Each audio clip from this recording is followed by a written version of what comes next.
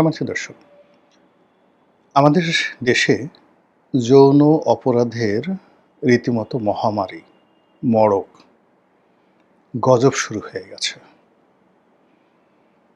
মানুষের যৌন অভ্যাসের যত বাজে দিকগুলো রয়েছে, যেগুলো ওয়েস্টার্ন সোসাইটিতে আমরা শুনেছি, সবগুলো এখন আমাদের সমাজকে একদম অক্টোপাসের মতো আঁকড়ে ধরেছে। আজ থেকে যে বিষয়গুলো কল্পনা করা যেত না, সেই বিষয়গুলো এখন অহরহ। এ সমাজে এখন ইজিলি মানে এই যৌন সংক্রান্ত যে ব্যবসা, যে বাণিজ্য, যে কায় কারবার চলছে, এটি সম্ভবত কোনো পশ্চিমা দুনিয়াতেও এত নিকৃষ্টভাবে চলছে না। ওখানে সবকিছু সিস্টেমেটিক। আপনি ইচ্ছা করলে ভালো থাকতে পারেন, ইচ্ছা করলে আপনি মন্দ থাকতে পারেন। আপনার ব্যক্তিগত জীবন নিয়ে কেউ কখনো নাক গলাবে না। ওখানে সবগুলোই রাষ্ট্রের নিয়ন্ত্রণাধীন। যেমন জাপান বা নেদারল্যান্ড, ইংল্যান্ড, সেখানে সমকামিতা আছে, সেখানে পতিতাবৃত্তি আছে, মেয়ে পতিতা, পুরুষ পতিতা, সেটা আছে। সেখানে পুতুল, আপনি রাস্তাঘাটে বিভিন্ন জায়গাতে মাস্টারবেট করার জন্য সেখানে বিভিন্ন ডল শপ আছে। মেয়েদের পুতুল আছে, ছেলে পুতুল আছে। অনায়াসে আপনি সেখানে ঢুকে নির্দিষ্ট ফি দিয়ে আপনি যে কোনো পুতুলের সঙ্গে যৌনকর্ম সেরে আসতে পারবেন। এই যে কাজগুলো হচ্ছে, রাষ্ট্র ট্যাক্স পাচ্ছে, এখানে প্রত্যেকটা জিনিসেরই স্বাস্থ্যবিধি মানা হচ্ছে, যা কিছু বলেন, এবং ওখানের সিস্টেমের বাইরে কারা কে কাজ করে এটা রাষ্ট্রের কাছে তথ্য আছে যে এই লোকগুলো সমকামী, এই লোকগুলো নিয়মিত পতিতালয়ে যায়, এই লোকগুলো জুয়া খেলে, এই লোকগুলো মদ খায়, এই লোকগুলো পুতুলের সঙ্গে তারা মাস্টারবেট করে, মানে হস্তমৈথুন করে, পুংমৈথুন করে। এই লোকগুলো হিজড়াদের সাথে থাকে, এরা হিজড়া। এই লোকগুলো, কিছু লোক আছে যারা পশুদের সাথে যৌনকর্ম করে, আপনি আলাদা করতে পারবেন। ফলে কি হচ্ছে, সমাজটা পচে যায়নি, সেখানে রাষ্ট্রটাও পচে যায়নি। কিন্তু আমাদের দেশে যেটা হলো সেটা হলো যে আপনি যে কোনো একটা ডাস্টবিনের যত আবর্জনা আছে সেগুলো এনে যদি আপনি ছড়িয়ে দেন ওয়াটার গান দিয়ে, তখন যে অবস্থা হবে, আপনি যে কোনো একটা টয়লেটের যে সেফটি ট্যাঙ্ক সেটা আনলেন, এনে গুলিস্থানে সেটাকে পাম্প করে সেটা যেটাভাবে আপনি জল কামান দিয়ে পুরো গুলিস্থানে ছড়িয়ে দিলেন, সেক্ষেত্রে যে দুর্গন্ধ, সেই দুর্গন্ধটা আমাদের এই সমাজে এখন দেখা দিয়েছে। এতে কি সমস্যা, বা ইতিপূর্বে এই ধরনের ঘটনা কোনো দেশে ঘটেছে কিনা? ইয়েস, ঘটেছে। যখনই মানুষের এই যৌন লিপ্সাটা এটি নিয়ন্ত্রণের বাইরে চলে যায়, এটি পাবলিকলি, মানে জনসম্মুখে এটি অশ্লীল এবং অশ্রাব্য হয়ে যায়, এটি যখন আর গোপন থাকে না, তখন সেখানে রীতিমতো কখনো কখনো একটা পুরো জাতি শেষ হয়ে যায়। ওই জাতির কোনো অস্তিত্ব নাই। যেমন কওমে আদ, কওমে সামুদ, কওমে লুত জাতি, পুরো জাতিটা শেষ হয়ে গেছে। কখনো কখনো এই ধরনের যৌনতার কারণে একটি রাজ্য, একটি রাষ্ট্র, একটি ভূমি, একটি নির্দিষ্ট অঞ্চল একেবারে শেষ হয়ে যায়। একটা সময়তে ধরুন সাহারা অঞ্চল, মরুভূমি অঞ্চল, এই অঞ্চলটি জনবসতিতে পরিপূর্ণ ছিল। আমাজনের জঙ্গল একটা সময় সভ্যতার কেন্দ্রভূমি ছিল। এমনকি আমাদের বাংলাদেশে এই যে সুন্দরবন যে এলাকা দেখেন না, বেশি দিন আগে নয়, ধরুন এটা ত্রয়োদশ শতাব্দীতে, অর্থাৎ 1200 খ্রিস্টাব্দে ইখতিয়ারউদ্দিন মোহাম্মদ বিন বখতিয়ার খলজি যখন ছিলেন, তখন এই অঞ্চল বিরান ভূমি ছিল না, এটা জনবসতিপূর্ণ এলাকা ছিল। এবং সুন্দরবনের গহীন অরণ্যে অনেক মন্দির পাবেন, অনেক প্রত্নতাত্ত্বিক নিদর্শন রয়েছে সেখানে। ধ্বংস হলো কেন? সেখানে বনভূমি হলো কেন? খুঁজে দেখেন।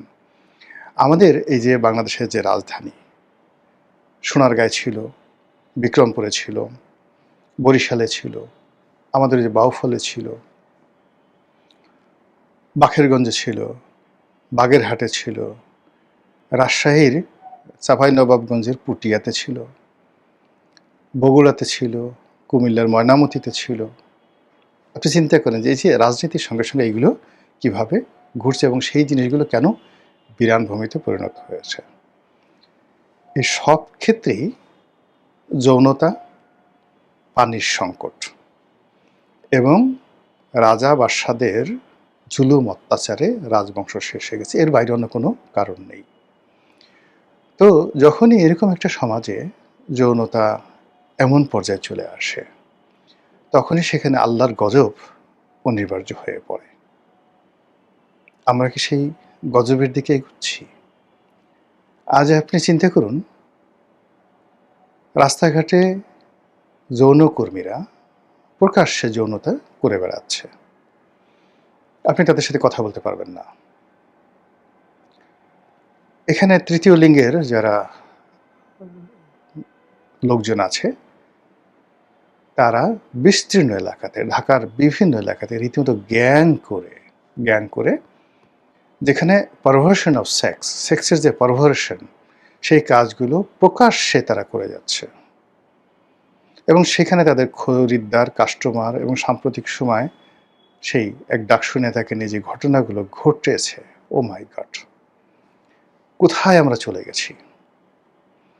এই শহরে এখন অনেক পুরুষ বেশ্যা, তারা ইন্টারনেটে বিজ্ঞাপন দিচ্ছে, রাস্তায় দাঁড়িয়ে থাকছে, বিভিন্ন হোটেলে এবং বাড়িতে গিয়ে তারা সার্ভিস দিয়ে আসছে টাকার বিনিময়ে। 15 বছর বয়স থেকে একেবারে 50-60 বছরের ছেলেরা। কল্পনা করতে পারেন? আচ্ছা, নারী বেশ্যাদের কথা বাদ দেন, ভদ্রবেশী যে সমস্ত লোকজন, যেগুলো আপনি কল্পনা করতে পারেন না, বিভিন্ন বয়সের, সেই 13-14 বছর বয়স থেকে সমাজের বিভিন্ন জায়গাতে ভদ্র ফ্যামিলিতে যে সকল মেয়েরা এই যৌন ব্যবসা, যৌন কর্ম এবং যৌন পারভার্সন, মানে ধনীর মেয়ে, টাকা দরকার নেই কিন্তু সে টাকার জন্য গিয়ে 5 স্টার হোটেলে যাচ্ছে, গরিবের মেয়ে টাকার জন্য ধনীদের পিছে পিছে ছুটছে, টাকা পয়সার নাই কিন্তু তার যাকে বলা হয় পারভার্সন, আজ এক ছেলে কাল অন্য ছেলে, আজ এক বুড়া কাল এক পাগল, আজ এক যুবক কাল এক বৃদ্ধ, বিয়ে থা করছে না, 30-35 বছর বয়স হয়ে গেছে, এর মধ্যে হয়তো 300-400 পুরুষ তার জীবনে এসে গেছে। নারীদের ক্ষেত্র, পুরুষদের ক্ষেত্র, মানে ছেলেদের ক্ষেত্রে একই অবস্থা। এর মধ্যে সমকামিতা, মানে যেটাকে আমরা গে বলি, পুরুষে পুরুষে, আর লেসবিয়ান নারীতে নারীতে, এই জিনিসগুলো হচ্ছে। যখন এরকম একটা ঘটনাগুলো ঘটে, তার সাথে সাথে আপনি দেখেন যে মুখোশগুলো আমাদের উন্মোচিত হয়ে যাচ্ছে। বিয়ে, শাদী, ঘর, সংসার, এই প্রত্যেকটার একটা সিস্টেম আছে। There is a system, there is a podcast, there is a circle, there is a constitution. কিন্তু এখন কি হলো, কোনো বাদ মানছে না। মাদ্রাসার শিক্ষক, 70 বছর বয়স, যে ছেলেটাকে ধর্ষণ করছে তার 7 বছর বয়স, 500 টাকা দিয়ে সেই ছেলের সাক্ষাৎকার দিছে। সে কি করেছে? হুজুর তাকে তার গোপনাঙ্গ, মানে ওই ছেলেটার গোপনাঙ্গ সে লেহন করেছে, চুষেছে, আর নিজের গোপনাঙ্গ আর ওই ছেলেটার গোপনাঙ্গর সঙ্গে গুতাগুতি করেছে। এই কাজ 500 টাকা ছেলেটাকে দিয়েছে এবং সেই ছেলে এখন ইন্টারনেটের সাক্ষাৎকার দিচ্ছে। তো বুঝেন মানে বিকৃত রুচি কোন পর্যায়ে চলে গেছে। জামাতের যে সংসদ সদস্য, 75 বছর বয়সী একজন মানুষ, একাধিক নারীকে নিয়ে যে সে প্রতিনিয়ত হোটেলে যাচ্ছে, হোটেলে গিয়ে হোটেলের লবিতে, লিফটের মধ্যে, তারপরে বিভিন্ন রুমের মধ্যে সে যে আচরণগুলো করছে, আমাদের তো ধরেন কি বলবো, এমনও তো চন্দ্রগুপ্ত যাকে বলা হয় মৌর্যর সেইখানে গণিকা বৃত্তি একটা মন্ত্রণালয় ছিল, গণিকা মন্ত্রণালয়। কিন্তু সেখানে তো যেখানে পতিতাদের জন্য আলাদা একটা মন্ত্রণালয়, একটা আলাদা মিনিস্টার গণিকা মন্ত্রী ছিল, এবং গণিতজ্ঞদের সারা ভারতবর্ষে একটা অ্যাসোসিয়েশন ছিল, তাদের পক্ষ থেকে একজন প্রতিনিধি রাজপ্রাসাদে মানে রাজার দরবারে উপস্থিত থাকতে পারত। তো এই ভারতবর্ষে ছিল।